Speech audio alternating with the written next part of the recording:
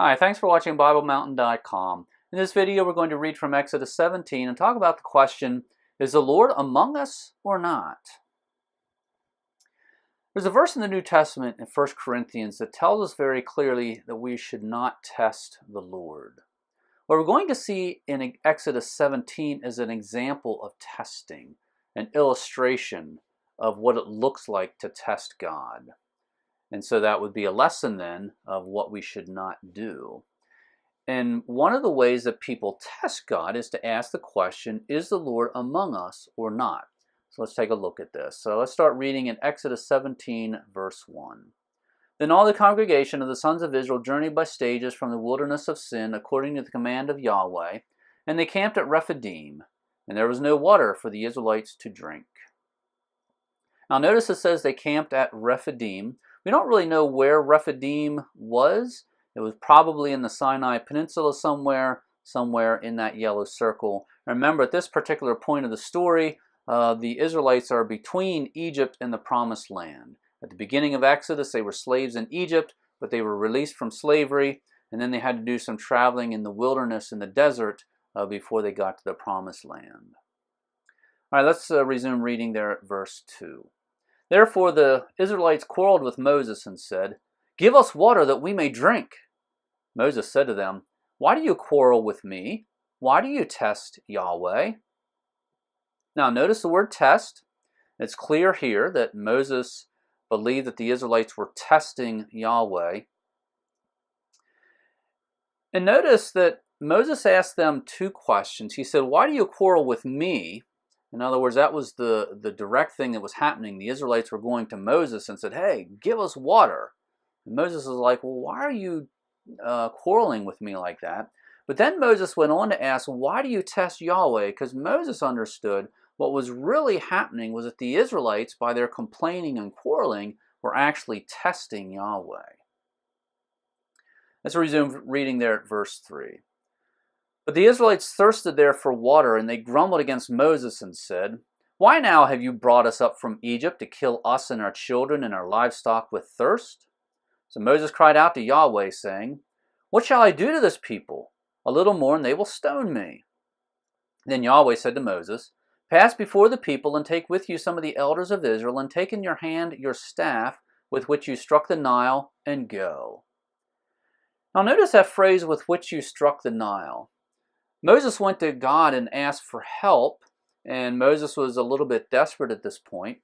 And God reminded Moses that he had taken his staff and struck the Nile. And by doing that, Moses brought into existence some miracles, some signs that God demonstrated his power. And so Moses is a little worried at this point, and God's trying to reassure Moses that just as God had delivered them before and had delivered them from the Egyptians, so too God can handle this situation and give them water to drink. Let's resume reading there at verse 6. "Behold, I will stand before you there on the rock at Horeb, and you shall strike the rock, and water will come out of it, that the people may drink." And Moses did so in the sight of the elders of Israel. He named the place Massah and Meribah because of the quarrel of the sons of Israel, and because they tested Yahweh, saying, "Is Yahweh among us or not?" Now, Moses named the place Massah. Massah is a Hebrew word that's translated tested. He also named it Meribah. Meribah is a Hebrew word that is translated quarrel. And so at this particular place, the Israelites were quarreling with Moses. They tested Yahweh, and so Moses called the place testing and quarreling. And so again, we see here clearly that the Israelites were testing Yahweh, and the way they tested Yahweh was asking this question, is the Lord among us or not? So the Israelites are out in the wilderness, they didn't have water, and they were asking this question, and essentially what they were demanding when they asked this question was for God to prove himself and to prove his existence. They were also sort of implying that if God was real, they wouldn't be having these problems and they wouldn't be thirsty. Now let's talk about what that looks like in our culture, in our lives. In what ways do we ask the question, is the Lord among us or not? Well, think about a situation where we have a difficult decision to make. Sometimes it's hard to know the right thing to do, and so we have a tendency to say, well, where is God? Why doesn't God give me a clear answer to this? If God were real, He would provide an answer. He would make it clear. Also, when children are suffering, we might say something like, if God were real, He would not allow this suffering. Where is God? Why does God allow this suffering? Also, when there's a terminal illness and someone is very sick, we might say something like, where is God? If God was real, He would not allow this sickness to be taking place. And all those are variations of this question of saying, is God among us or not? If God were real, He would not allow these bad things to happen. Now, let's take a look at 1 Corinthians 10:6, because there is a verse here that tells us very clearly we should not test God in this manner. Let's start reading there at verse 6. Now, these things happen as examples for us, and when it talks about these things, that's a reference to the Old Testament. All these stories in the Old Testament are there as examples for us. These things happened as examples for us, so that we would not crave evil things as they also craved. Do not be idolaters as some of them were, nor let us try the Lord as some of them did and were destroyed by the serpents.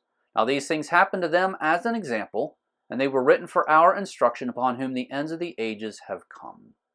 So again, the word example is there twice. It states twice that these things that we read about in the Old Testament are examples for us, examples that we should learn from. It says that they were written for our instruction. And so the Old Testament is important to us. There are things that we need to be learning from the Old Testament. And then notice there's a clear statement here, nor let us try the Lord. We see in Exodus 17 that the Israelites tested Yahweh.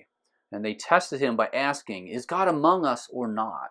And there's a clear command here that we are not supposed to ask that question. And so again, 1 Corinthians 10 tells us, do not test the Lord. And in Exodus 17, we see an example of what it looks like to test the Lord. And the Israelites were out in the wilderness. There was a lack of water. They were thirsty. So they started asking this question, is Yahweh among us or not? And the implication was that if God was real, then He would come and provide water, and they would not be thirsty, and they were just demanding that God demonstrate His existence. And what that looks like in our lives, in our culture, is sometimes when we have decisions to make, we might ask a similar question. We might say, where is God? Why doesn't God make this decision easier? Also, when we see suffering, we ask the question, where is God? Why does God allow this suffering? If God were real, He would not allow this suffering. And also when there's illness, we'll say things like, where is God? If God were real, He would not allow this illness to take place. Or we might say, if God loved me, He would not allow me to suffer. If God loved me, He would not allow me to be sick. Now, thanks for watching. I'd invite you to sign up for my email list. First of all, it is free. Also, by signing up, you'll be sure to get all of my videos because they'll be delivered right to your email inbox. You'll get to see my videos before anyone else does. You'll get access to videos that are for subscribers only. And in order to sign up, go to BibleMountain.com, click on follow, and there will be a place to enter your email address. And once again, thank you for watching BibleMountain.com.